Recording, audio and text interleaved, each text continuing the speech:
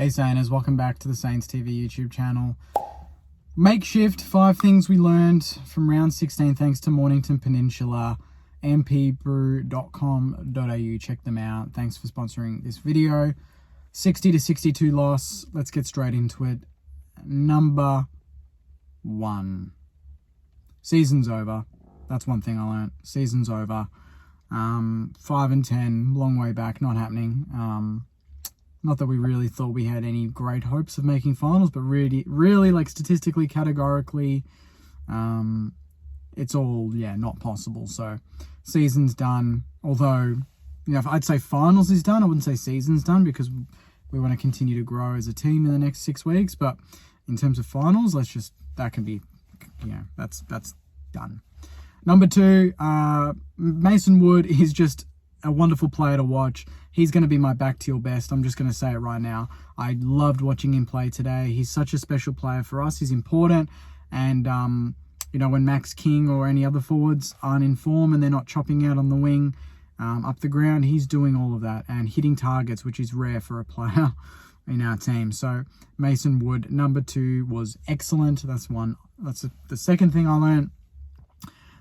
The third thing is Anthony Caminiti is growing nicely into a defender. I thought he was pretty good today. Obviously no Charlie Dixon for Port Adelaide, so didn't really have to worry about that too much. But I thought his positioning, I thought how he outbodied a couple of times, like the Port Adelaide forward, and his ball use was actually really good. So full credit to him. I was really happy with the way he developed in this game.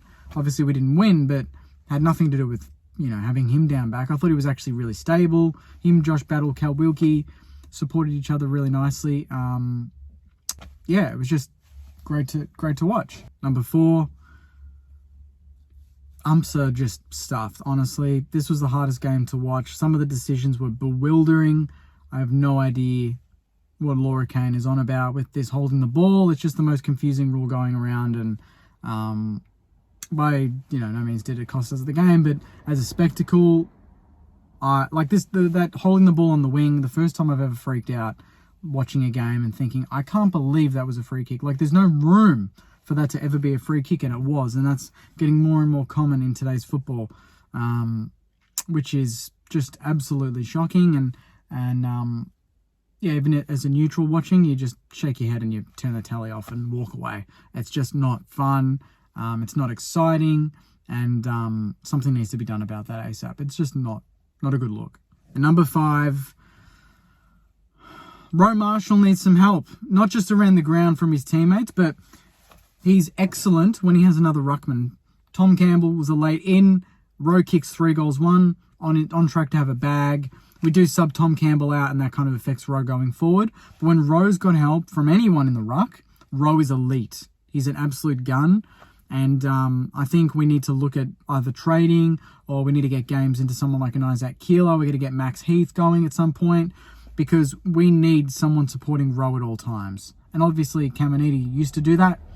We don't have that because he's down back, but Roe is peak Roe when he's got support. So that to me is a massive thing that I've learned. I think we've all learned over the last 2 weeks. I know Ross has persisted with just Roe because Roe loves being the man, but he's still the man even with support. It's just support. He doesn't need another number 1 ruckman. He just needs someone that can be adequate enough to allow him to go forward and impact the contest. And he did that today, and loved watching it. So those are the 5 things I learned, Sainers. Put yours in the comments. A nice short, sharp one. Thanks again to Mornington Peninsula. Terrible, terrible day at the football. Really not. Just doesn't leave a good taste in your mouth when you lose to Port at any point, but to lose to Port when I feel like they didn't play that well and it was such a close game and it was winnable, adds to the pain a little bit. So appreciate you watching this video. My review's out, obviously, podcast tomorrow, so stay tuned for all that. And I'll see you soon. But take care, enjoy the rest of your Sunday, and as always, go you mighty Sainers. See you guys. That sound.